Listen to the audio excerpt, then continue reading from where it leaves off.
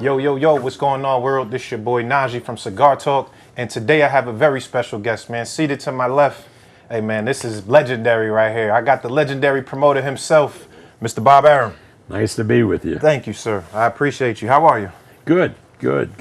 Love to be in New York. It's, where I come from, so nice to be back. Yeah, I mean, you've been on quite the run lately, man. You world touring. I saw you in Tokyo. You were in Riyadh, like And Perth, Australia. Perth, Australia. Yeah, Leeds. Yeah. Leeds. Boy. How is it now? Like, you're still actively traveling and moving. How was this past experience all over? Easy, man. You got. I mean, obviously, I make arrangements. I travel with somebody, my wife, and. So I have no problem. It just keeps me active.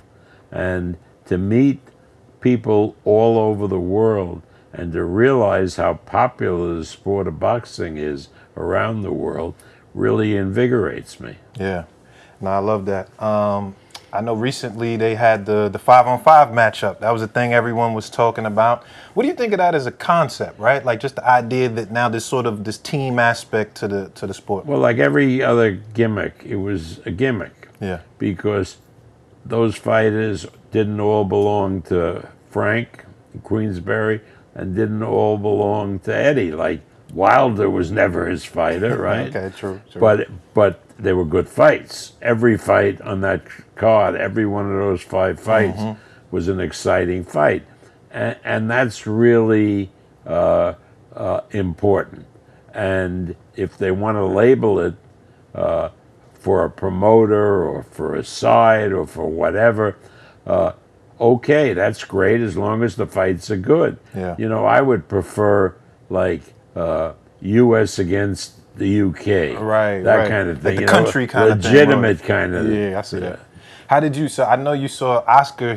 After he called you out saying, "I would love to see Golden Boy versus Top Rank." Like, he wants the first fight to be him against me, and I ain't gonna go in the ring with him. You might be able to take him, Bob. I don't know. No. Yeah, but I mean, as a concept, like your stable versus his stable, is that something that you are open to, or does that make you feel inspired to do that? Only if the fights are good. Yeah. I mean, but when you sit down, he's going to want his fighter in one fight to be heavily favored over a top-ranked fighter. I would want the opposite. Yeah. So you're not going to get those kind of good fights. Now, if you put together a card with 5 fights and then he wants to pick one side and I pick another, that's okay. Or like a draft kind of in a way. Yeah, Oh, okay. exactly. That's interesting. Yeah. All right. Well, what do you think about, Turki Alishiek? I feel like he's come in the game and he's been very disruptive, not in a good way, I feel like, but he's doing things in a different way. What do you feel when you see what he's been doing? I know him very well because I've been with him, I've met him. I think he's a wonderful guy, I really do. And I think he loves boxing, and what he's doing is very helpful for the sport of boxing. It really is. A lot of these matches would never have been made without him and the kingdom's treasury. What do you think it is about him? Is it just that he has this massive financial backing that's able to make these type of fights happen? He has a great love for the sport, and that's the most important thing. He doesn't need it.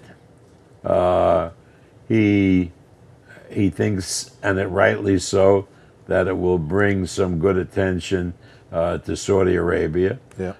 But it's really his love for the sport of boxing that really gets him to put all these cards on and make all these matches. Now, sometimes he gets ahead of himself, like, different weight classes, and, he wanted my great Japanese star, Inoue, to fight Tank Davis. Well, yeah. Davis is like twice Inoue's size. Yeah. Is that, because I hear a lot of people say that. I did hear Turki say that. I think because Inoue is reminiscent of Pacquiao in the sense that he's moved up so many times. You kind of like want to push him to see how far he can go. Is that something? Obviously, like you said, 130 is a lot for him, but how far do you see him actually being able to go up? I don't know. When he fight, his last a few fights, fighting 122-pound guys, and he's always the smaller guy. Yeah. Now, even when he goes to 126, which they're talking about going, he's going to be massively smaller than the fighters he fights. Now, when he goes up, if he goes up to 135, that's not going to be fair. Yeah. That's not going to be fair. So there's no way you can see the Tank fight happening. No, really, because again, the size difference is just monumental. Yeah, no, I see that. Tell me, let's get into Inoue, because this guy is like, shout out to Evan. Evan and I talk about him. Evan's been talking about him for a while. I feel like I just discovered him maybe 3-4 years ago, maybe. And this kid is the real deal. Tell me, like, when you first saw him and got acclimated to everything he was doing, how did you feel? Well, we had a Japanese fighter before that we were co-promoting, the middleweight, who was a real star in Japan, and so we were over in Japan, and they were talking about this kid who was like 108 pounds, and that he was not only winning his fights, but knocking everybody out. And we got to know his manager and promoter, Hayashi, who's a nice guy, and we became a co-promoter of Inoue, and he is one of the sweetest, nicest kids. I mean, I don't think it's just the language, you know what I mean? Yeah. Sometimes, but he doesn't really speak English. He is so nice and so appreciative of everything that it's been a pleasure. And in his last fight, which was in the Tokyo Dome, which was sold out, over 50,000 people, I never saw anything like it. Yeah. After that fight, he grabs the microphone and he's being interviewed and he's talking. Not one person got up to leave until he left the ring. Wow. Now in the United States, everybody right. Yeah, they're gone. No, for sure. Well, there's another fighter in your stable who is at 126 that I've been hearing the name. So Shushu, he's fighting tomorrow night under the Zandazayas card. He's at 126, and people have started the little rumblings of maybe Shushu versus Inoue as a possibility. Well, I told Wes, I at the boxing writers' dinner last night. Yeah. I knew the Japanese guys couldn't eat that food. They had good food, but they slather it with sauces and everything. The Japanese don't eat that way. So we took them to a steak restaurant, where they serve steak and lobster. So we had 8 Japanese, including him, and 3 of our guys.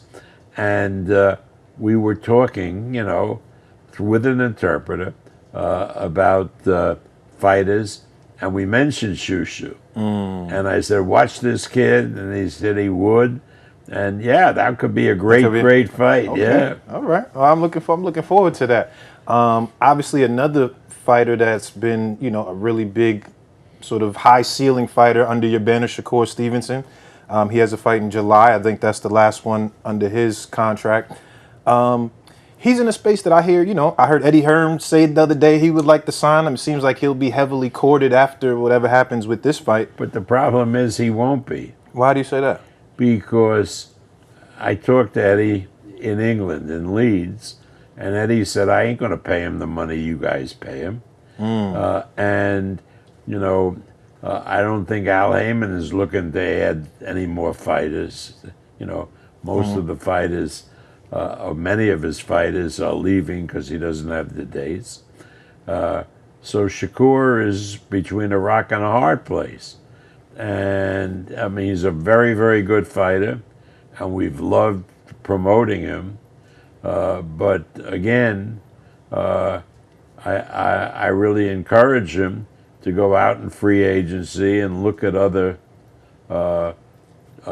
possibilities, and then if there's nothing better, he's going to come back to us. Yeah. You mean from a financial standpoint? Yeah. Because it seems like, I watch social media all the time. He's been frustrated publicly at times with, I guess how his career has been going, or just getting the big fights.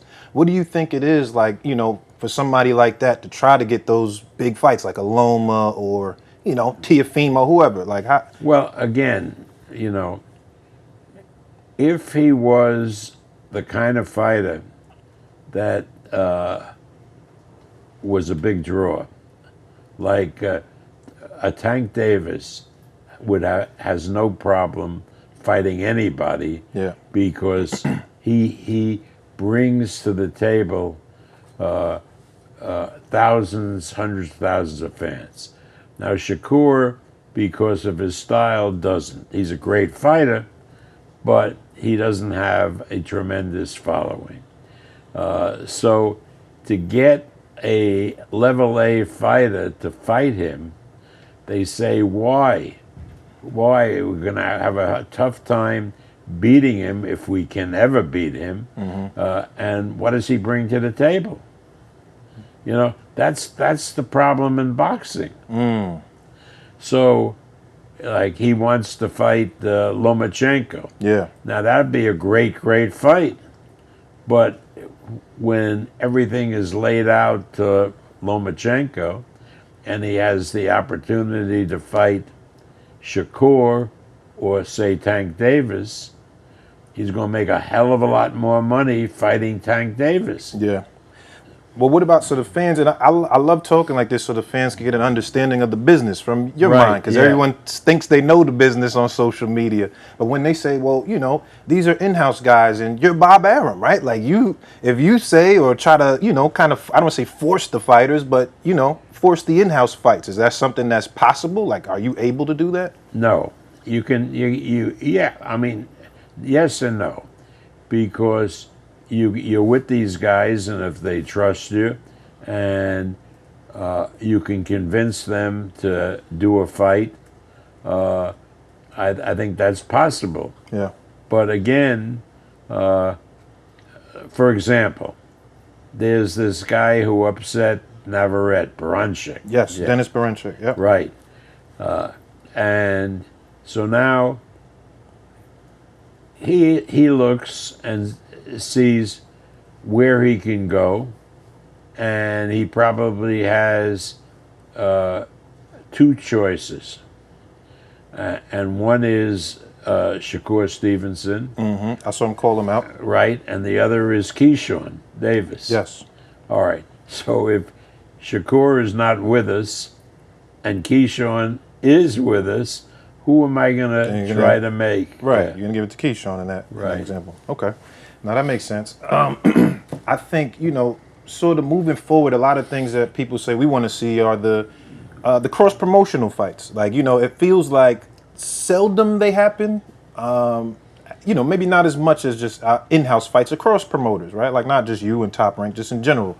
What do you think it is that, makes fights able to happen in that way? Well, like Shakur versus Tank. Like I don't think there's any problem anymore with cross promotion. There was a problem at one point with PBC. Yeah. When they had Showtime. Now they don't, and so it's easy to make a cross promotion with them. We made cross promotions with Eddie and DAZN all the time. Yep. And with Oscar and DAZN all the time. So for us, there's no problem with cross promotions. I think the problem had been it was very difficult to make cross promotions with Al Heyman and PBC. Now it's a lot easier. Okay. All right. I want to, when you're giving out, I guess, or, you and your team are giving out these types of deals and things like that. Like I know Devin Haney came, he had a 3-fight deal with you all. beat Lomachenko for undisputed. When somebody like Devin's coming along and it's like, all right, they want a short-term deal. How does that work? Is it like they're able to sort of pick their fights? Like, all right, I want Kambosos and Loma, or is it like you kind of dictating to them, these are the options that we'll have? No, Bill, who does the business for Devin, his father is very intelligent, and it's a discussion like you and I are having. It has to work for everybody. And so he tells me what his aspirations are for Devin. I tell him what we want, and hopefully we come to an understanding. Yeah. It's not any one side dictates to the other. Now, sometimes that is when one side has no bargaining power. Right. It's just life. Yeah. For sure. So, all right, when he came to you, because obviously that became a big thing too, right? Like Shakur versus Devin, and then Bill said he sent an offer, and it was 25%. That was like a thing that was everywhere. Initially, did they come to you saying, we want to fight Shakur and Tank and these guys? Who? When the Haneys, Bill Haney and them, did they say that? No. I mean, we never had a conversation of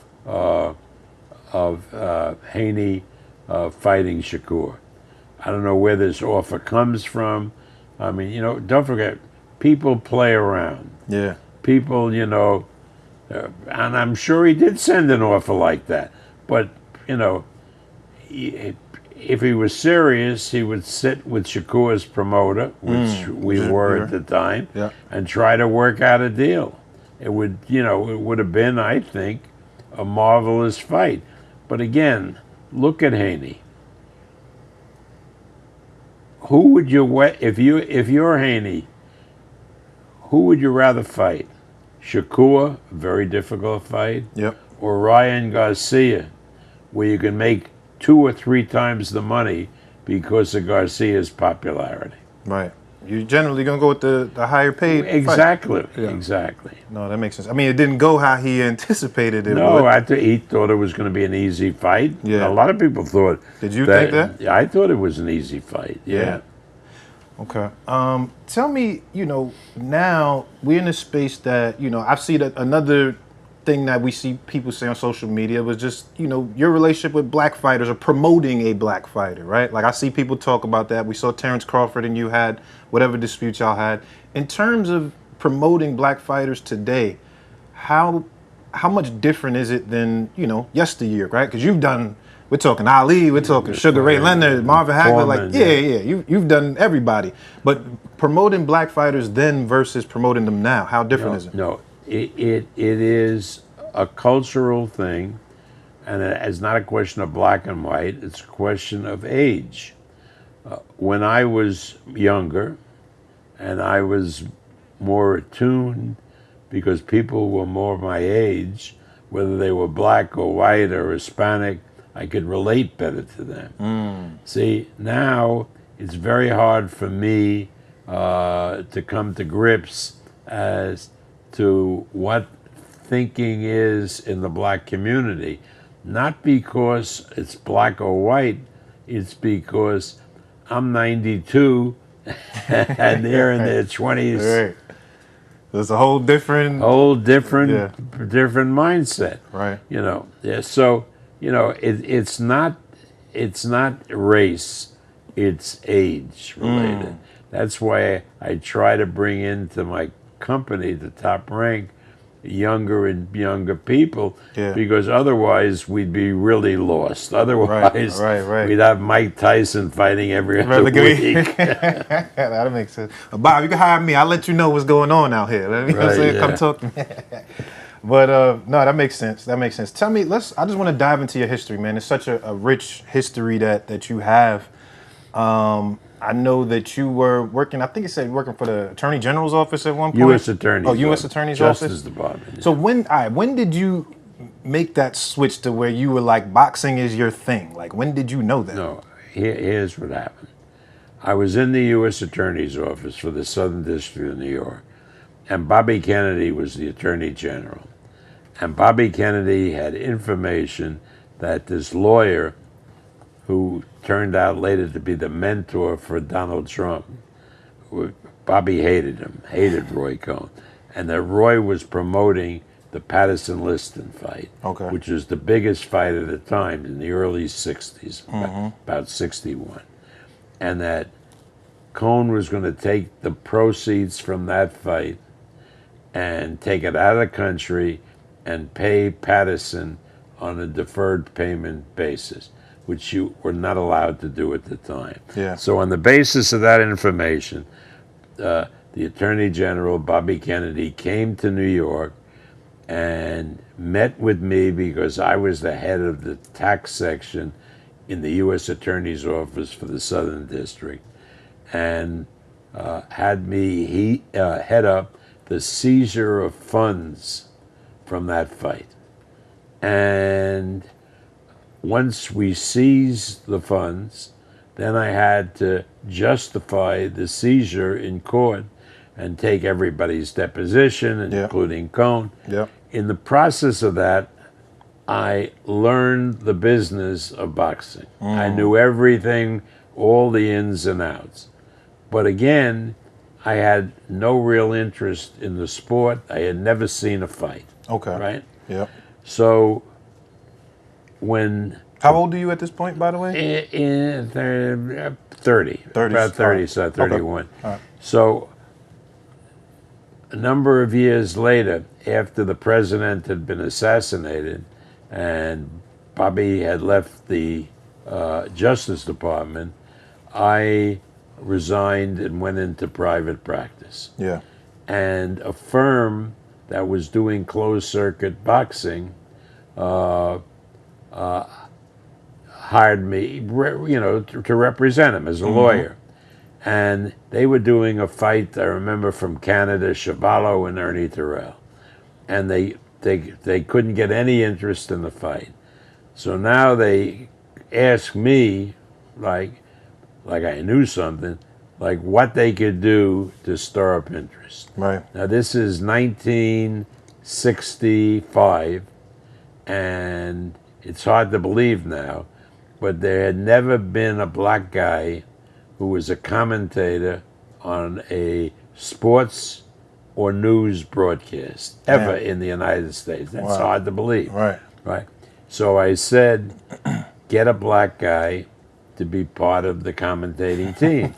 So they said, great idea. Yeah. You get him.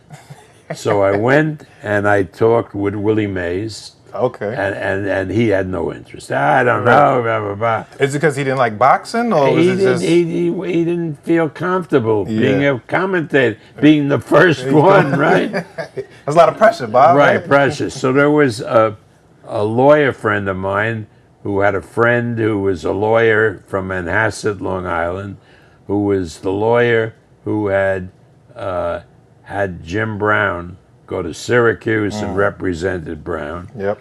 And this guy said, Jim might be interested in doing it. And I didn't realize that Brown was looking to get out of football, right? Looking for something. So we hired Jim Brown as a commentator for that telecast for $500, right? And the fight was on a Monday night, and I remember he had played in Minnesota, and he came, and they beat the hell out of him, so he had come up there, and he didn't know anybody, so he asked, to meet me, and we became great friends. We really became great friends. And after the fight was over, he said to me, you shouldn't be the lawyer for these guys. You should be the promoter. I said, I got no interest in boxing. I mean, I'd never seen a boxing match, really. Yeah. And I said, the only guy that means anything is Cassius Clay, and he's tied up. Yeah. And Jim said, no, he isn't. I'll introduce you to him. So, that talk, Yeah. So about a month later, my office was in New York, and Jim called me, and he said, Bob, come up to this suite in the hotel. at Times Square. Ali will be there with his advisor, Herbert Muhammad. Okay. Right.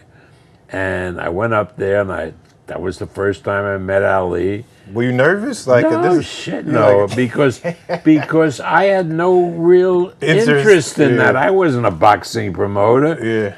So, but I was really fascinated by his charisma. Yeah, obviously you could see it. Sure. And so he and Herbert liked what I was saying, and they asked me to go out to Chicago to meet Elijah Muhammad. Oh, you was with the Nation back then, Bob. You was the Nation?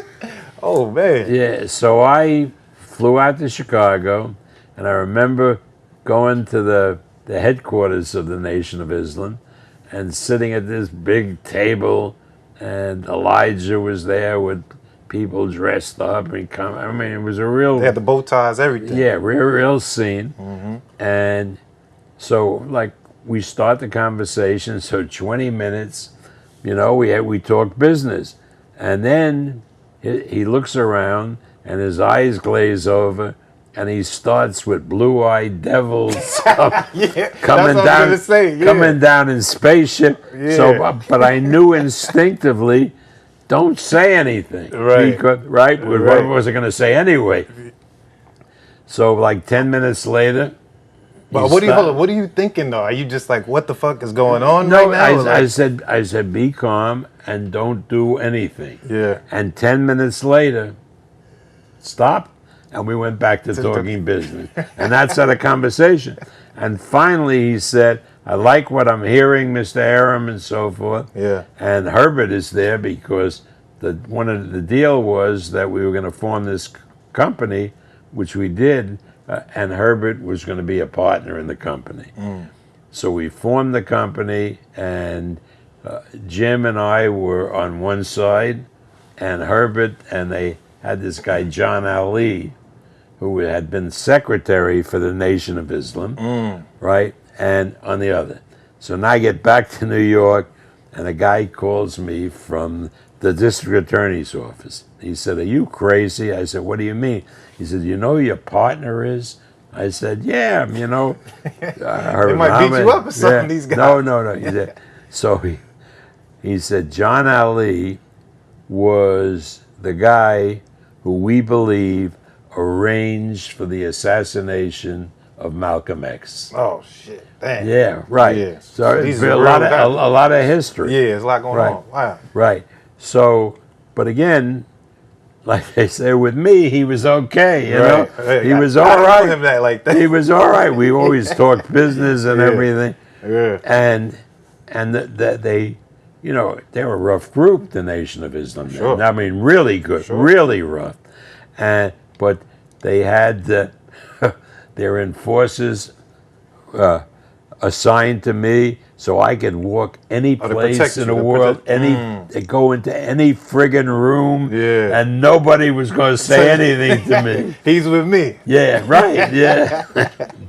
Wow. All right. So hold on. That's an amazing story. But all right. So when did it transition from like I'm just doing this thing that I'm figuring out to? Because like I said, you're at 92 traveling. It feels like you love this thing. When did you love it? So what happened was, I was going to do this for 1 or 2 fights for Ali, really. And the first fight we were supposed to do was Ali and Ernie Terrell in Chicago. And that's when Ali, training in Miami, got reclassified in the draft. Yes. And they got to him before we could get to him because there were no cell phones then and everything. And that's when he said, I got nothing against the Viet Cong. They never used the N-word with me. I ain't going in. That was legendary. And the shit hit the fan. The shit hit the fan. So they kicked us out of Chicago. I got a new hearing. I brought Ali in. But by that time, he had talked to Elijah, and they weren't going to budge. And so we couldn't get the fight in Chicago. Got thrown out. I couldn't get the fight in any city in the United States. So finally, we end up in Toronto after a lot of hassle. Yeah. And the guy Harold Ballard was a co-owner of the Maple Leaf Gardens, and he says, "You come here, and nobody's going to stop." So I went up there, made the deal, and then he had a partner named Connie Smythe, who was a big. And Smythe said, "I don't want the draft dodger in my business," like it was his business, and so Ballard had to buy out Smythe. This is my hand to God. This is crazy stuff. Right. Had to buy him out of the Maple Leaf Gardens and the Toronto Maple Leafs In order for in the a fight week to happen? for the fight to happen. Oh my! So I know the price was sky high. If you go do No, it wasn't. It was high for then, but it was the greatest purchase that anybody ever made because everything went up. Right. So, and then Terrell got word that the American Legion was going to boycott all the closed circuit locations. Yeah. And he pulled out of the fight, and Chuvalo, who Terrell had defeated, came in, and that was my first fight, Ali and Chuvalo. Bob, you've lived a hell of a life. Yeah, man. I have. But is there any moment that sticks out to you that you're just like, oh shit, like you were surprised that this happened? Do you have any moments like that? Yeah. The moment I had was we do the fight in Toronto. I can't go back in the United States because we can't get a place to do an Ali fight in the United States.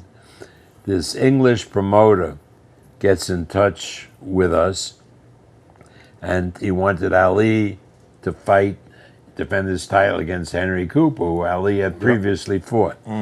And we made a deal to fight Henry Cooper in London a couple of months later. And everybody is down because you can't believe, at that point in time, people were not against the Vietnam War. They hated us. We were pariahs because, so, we were all feeling down. And we flew over to London, and we were put up in the Piccadilly Hotel in Soho. And, you come in really early in the morning in those days, and you go to sleep, and you get up about noon. And we got up about noon, and Ali there was a balcony, and he got outside, and there were like 10,000 Brits out there cheering for him. Wow. And that's I really believe the reason why he was always in love with England and the fans. Right. Because the point in time, which was where he was down the most. So it was like America hated him, but over but here they picked him up. Wow. Yeah. That's so nice. I think that was when I really figured out that what I was doing was important. Special. Yeah. All right. I know we got to get ready to wrap up. You got the press conference coming up, so I just got a few more questions. I saw an article recently that talked about a time where you were going to buy the Minnesota Timberwolves. You were involved in some kind of deal that you would have been the owner of the Timberwolves. Yeah. Can you tell me about that? Yeah. There was a governor of Louisiana, Governor Edwards, and he had met with some people who knew a friend of mine, and the deal was to be that we would buy the Timberwolves, bring them to New Orleans, and in return, they would give us the arena free, and we would be the managers of the Superdome, which was, and we went. So they went to me because I was known in sports, and I was the head of that group. So we had a whole plan to buy the Timberwolves, who were in terrible shape. Basketball wasn't like it is now. And we went before David Stern and the Board of Governors. And, obviously we were terribly underfinanced. It was all going to be money coming from the state of Louisiana. And as we were progressing, it became obvious that this was a swindle, that Edwards asked us, take this guy in and take that guy. It was totally corrupt. Yeah, right. So I ran for the hills because I'm a lawyer. I understood what was happening. Right. And, Smart guy. And I got out of it, and then the feds came in. Oh, Yeah. shit. Yeah, and some people got indicted, but you're not just- I was clean. The alphabet boys come. That's not good. That's not good. Okay. That's really great, man. Listen, I want to ask you, like you said, you've been a part of so many moments, so many great things.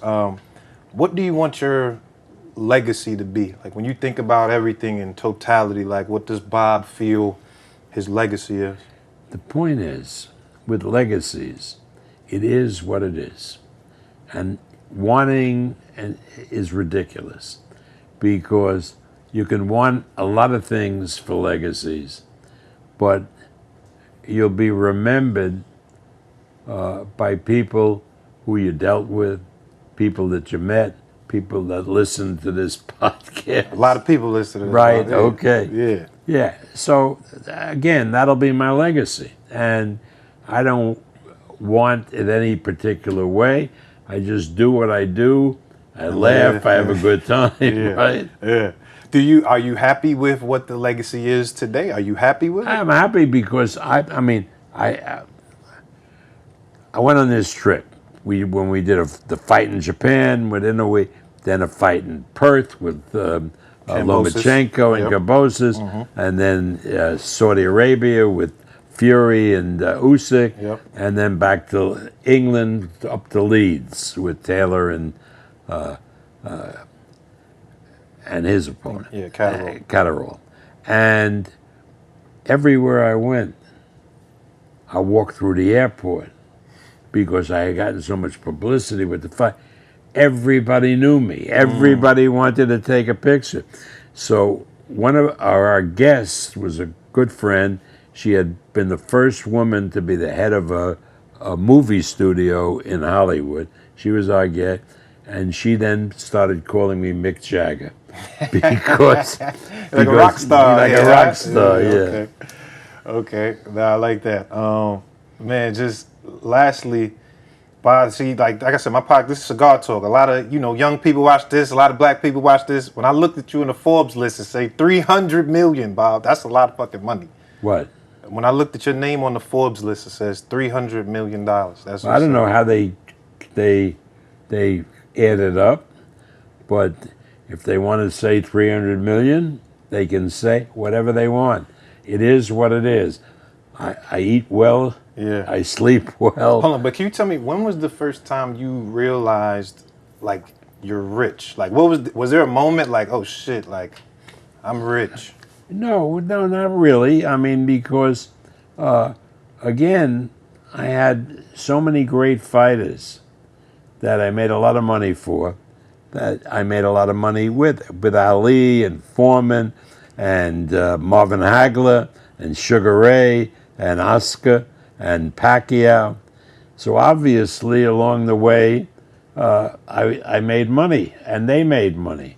So it's not something that you realize, hey, I'm rich, but you realize that I can afford different things and I don't have to watch what I'm spending. You know what I mean? Yeah. Okay. Last question I want to ask you. You came out at the Catterall fight, man. You at the end. You gave him something to say. You said, "I'm never bringing any fighters before this British boxing board again." Did you mean that, or were you just mad at the outcome? No, it wasn't the outcome, because you watched that fight. It was 7-5 Taylor, 7-5 Catterall, or 6-6. Yeah. Those were the three scores that mattered. These idiots had it 10 rounds to 2. Yeah, that was good. 117, 111 was bad. What? I was sitting next to Eddie Hearn. He couldn't believe it. I mean, so it was unfair. And I wasn't going to let it go that it was unfair. obviously what they were doing was making up for the prior fight. Oh yeah, that's you think because of Yeah, okay. there was.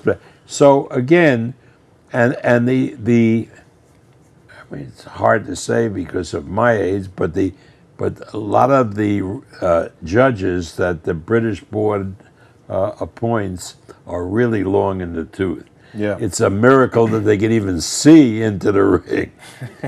Right. So they missed the fight. They missed the fight. Yeah. Is it, I mean, do you feel corruption plays a part in No, sports? I don't think there was any corruption. Not that specific fight, but just in general, like because obviously, back in the day, they used to say the mob had ties to boxing. Well, I think all of that was probably true. Yeah. But I think I don't see any. I see a lot of incompetence, but I don't see corruption. Yeah. Okay. Well, listen, Bob, I am very grateful for your time, sir. Next time I'll bring a couple of Cubans. Oh, we can please, smoke. I'll bring you some too. I got this one King of Prussia. It's really good. Yeah, Smooth. okay, good. So I appreciate you. Bob Arum, Mr. Bob Arum, thank you for your time. Dope episode of Cigar Talk. We out of here.